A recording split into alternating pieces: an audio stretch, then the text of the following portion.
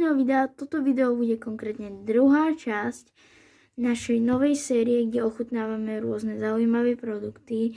Dneska to bude konkrétne táto Fanta. Není to úplne obyčajná Fanta, keby to je úplne obyčajná Fanta, tak to sa asi nedávam. Ale je to konkrétne Freddy Fanta. Welcome to Freddy Fazbear's. Je tu aj nejaká súťaž. Five Nights at Freddy's 2 Only in Cinemas. Skenuj a hraj.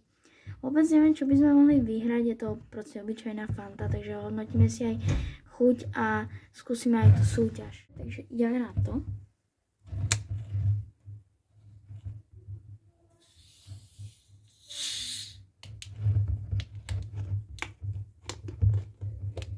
A ideme si to teda skúsiť, hej.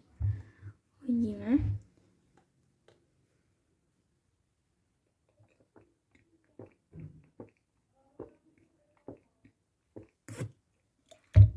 Takže samotná chuť Fanty sa moc nezmenila, ale musel som to sem dať, lebo je to proste Freddy Fazbear.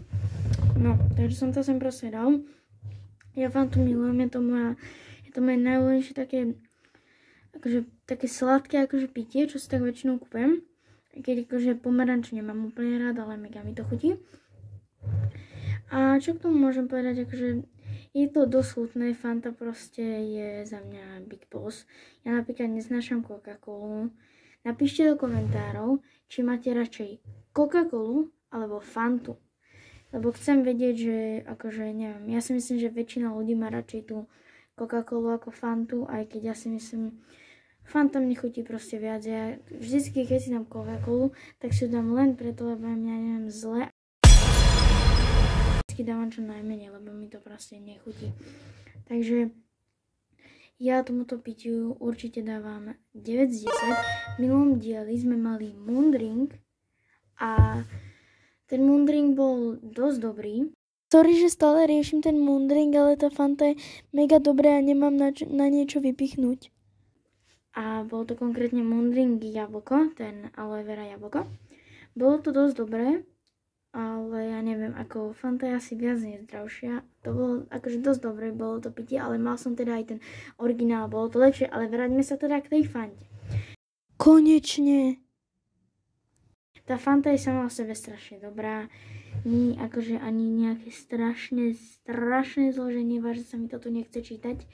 Celé zloženie to by bolo asi dosť nudné. Ale každopádne tu Freddy Fazbear asi urobili proste nejakú kolaboráciu k tomu druhému filmu, čo má výsť, lebo je tu napísané, tu vidíte.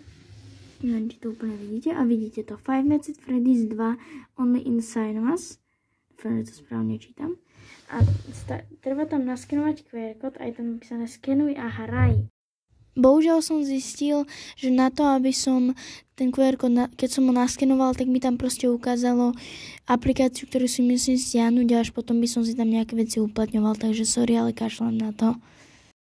Ale keď chcete, môžeme urobiť video, kde čiste budeme tie QR kódy načítavať a pozerať sa, aké máme výhry. Keď to chcete, dajte like na toto video. Takže uvidíme. Túto flašku si určite nechám, lebo ešte raz. Freddy Fazbear. Takže ja si znova za kamerou ešte trochu dám a idem zistiť, čo dostanem v tej. Som ešte nevedel, že na to budem potrebovať aplikáciu.